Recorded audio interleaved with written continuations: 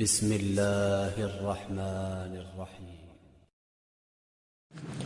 السلام علیکم دوستو، میں ہوں ساجد اور آپ دیکھ رہے ہیں ساجد حکمت ٹی وی۔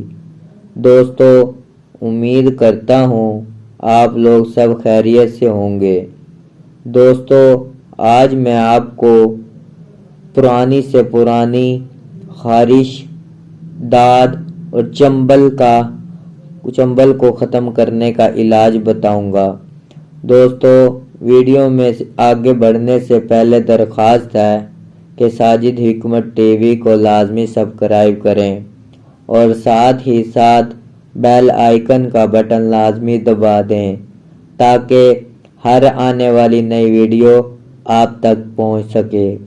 دوستو، ویڈیو کو پورا سنا کریں تاکہ آپ کی رہنمائی ہو سکے۔